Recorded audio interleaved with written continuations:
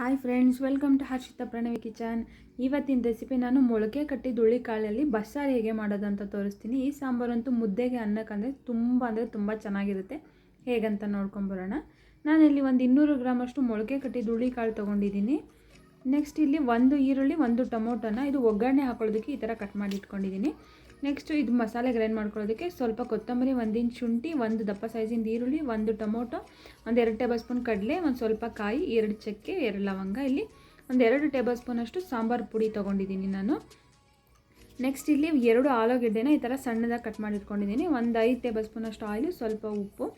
ನೀವು ಬೇಕಿದ್ರೆ ಇದಕ್ಕೆ ಬದನೆಕಾಯಿನೂ ಕೂಡ ಆ್ಯಡ್ ಮಾಡ್ಕೋಬೋದು. ಇವಾಗ ನಾನಿಲ್ಲಿ ಒಂದು ಕುಕ್ಕರ್ ತೊಗೊಂಡಿದ್ದೀನಿ. ಆ ಕುಕ್ಕರ್ಗೆ ಕಾಳು ಹಾಕೋತಾ ಇದ್ದೀನಿ. ಈಗ ಖಾರದ ಪುಡಿನೂ ಕೂಡ ಇದಕ್ಕೆ ಹಾಕೋತಾ ಇದ್ದೀನಿ. ನಾನು ಒಂದು 2 ಟೇಬಲ್ ಸ್ಪೂನ್ ತೊಗೊಂಡಿದ್ದೀನಿ. ಖಾರದ ಪುಡಿ ನಿಮಗೆ ಸಾಂಬಾರು ಪುಡಿ ಇಲ್ಲ ಅಂತಂದರೆ ಬೇಕಿದ್ರೆ ನೀವು ಧನಿಯಾ ಪುಡಿ ಮತ್ತು ರೆಡ್ ಚಿಲ್ಲಿ ಪೌಡರ್ ಕೂಡ ಆ್ಯಡ್ ಮಾಡ್ಕೋಬೋದು. ಇವಾಗ ಆಲೂಗೆಡ್ಡೆ ಕೂಡ ನಾನು ಹಾಕ್ಕೊಂಡಿದ್ದೀನಿ. ಇದಕ್ಕೆ ಒಂದು 2 ಗ್ಲಾಸ್ ಅಷ್ಟು ನೀರು ಹಾಕಿ ಒಂದು 4 ವಿಷಲ್ ಬರೋವರೆಗೂ ಕೂಗಿಸ್ಕೊಳ್ಳೋಣ. ನೀವು ಇದಕ್ಕೆ ಬೇಕಿದ್ರೆ ಬದನೆಕಾಯಿ ಮತ್ತು ತೊಂಡೆಕಾಯಿ ಕೂಡ ಆ್ಯಡ್ ಮಾಡ್ಕೋಬೋದು.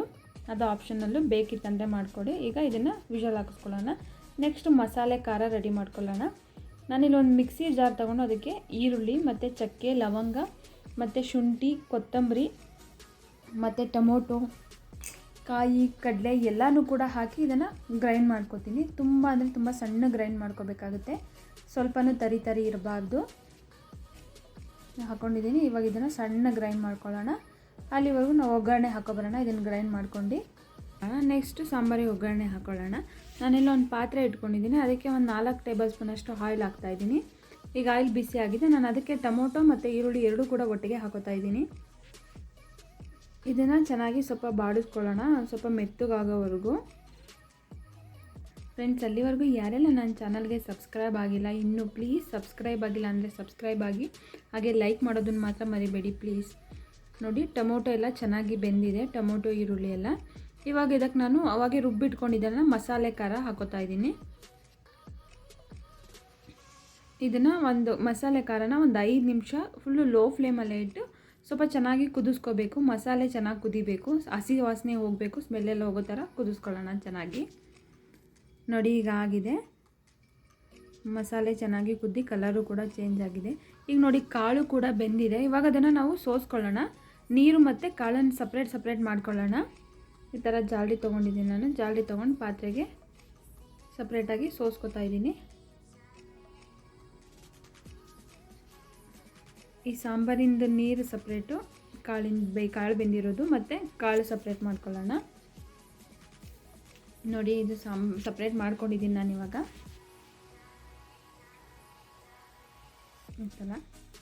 ಇವಾಗ ನಾನು ಸಾಂಬಾರು ಮಸಾಲೆ ಕುದ್ದಿದೆಯಲ್ಲ, ಅದಕ್ಕೆ ಕಾಳು ಕುದಿಸಿದ ನೀರಿದೆಯಲ್ಲ ಅದನ್ನು ಹಾಕೋತಾ ಇದ್ದೀನಿ. ಇಲ್ಲಿ ಕಾಳನ್ನೇನು ರುಬ್ಬೋ ಹಾಗಿಲ್ಲ, ಜಸ್ಟ್ ಕಾಳು ಕುದಿಸಿದ ನೀರಿರುತ್ತಲ್ಲ ಅದನ್ನು ಮಾತ್ರ ಹಾಕಬೇಕು ಮಸಾಲೆ ಖಾರಕ್ಕೆ. ತುಂಬ ಚೆನ್ನಾಗಿರುತ್ತೆ ಈ ಸಾಂಬಾರು. ಯಾರೆಲ್ಲ ಇನ್ನೂ ಟ್ರೈ ಮಾಡಿಲ್ಲ ಅಂದರೆ ಒಮ್ಮೆ ಟ್ರೈ ಮಾಡಿ ನೋಡಿ. ಈಗ ಇದು ಸ್ವಲ್ಪ ಕುದಿ ಬರಬೇಕು. ಒಂದು 5 ನಿಮಿಷ ಹಂಗೆ ಮೀಡಿಯಮ್ ಫ್ಲೇಮಲ್ಲೇ ಇಟ್ಟು ಚೆನ್ನಾಗಿ ಕುದಿಸ್ಕೊಳ್ಳೋಣ. ನೋಡಿ, ಈಗ ರೆಡಿಯಾಗಿದೆ ಸಾಂಬಾರು. ಕಲರು ಕೂಡ ಫುಲ್ ಚೇಂಜ್ ಆಗಿದೆ. ಟೇಸ್ಟ್ ಅಂತೂ ತುಂಬ ಸಖತ್ತಾಗಿರುತ್ತೆ. ಒಮ್ಮೆ ಟ್ರೈ ಮಾಡಿ ನೋಡಿ. ಮುದ್ದೆಗಂತೂ ತುಂಬ ಚೆನ್ನಾಗಿರುತ್ತೆ ಈ ಸಾಂಬಾರು. ಈಗ ಸಾಂಬಾರು ರೆಡಿಯಾಗಿದೆ. ನೆಕ್ಸ್ಟು ಅದು ಸಪ್ರೇಟ್ ಕಾಳು ಮಾಡ್ಕೊಂಡಿದ್ದೀವಲ್ಲ, ಈಗ ಅದಕ್ಕೆ ಫಸ್ಟ್ ಒಗ್ಗರಣೆ ಹಾಕೊಬಿಡೋಣ. ನಾನು ಇವಾಗ ಒಂದು ಪ್ಯಾನ್ ಇಟ್ಕೊಂಡಿದ್ದೀನಿ. ಪ್ಯಾನಿಗೆ ಒಂದು 3 ಟೇಬಲ್ ಸ್ಪೂನಷ್ಟು ಆಯಿಲ್ ಹಾಕೋತಾ ಇದ್ದೀನಿ. ಈಗ ಅದಕ್ಕೆ ಸ್ವಲ್ಪ ಕರಿಬೇವಿನ ಸೊಪ್ಪು ಮತ್ತು ಸ್ವಲ್ಪ ಈರುಳ್ಳಿನೂ ಕೂಡ ಹಾಕೋತಿದ್ದೀನಿ. ಹಾಕೊಂಡು ಇದನ್ನು ಫುಲ್ಲು ಕಲರ್ ಚೇಂಜ್ ಆಗೋವರೆಗೂ ಇದನ್ನು ಹುರ್ಕೋಬೇಕಾಗುತ್ತೆ. ಫುಲ್ ಬ್ರೌನಿಶ್ ಬರಬೇಕು.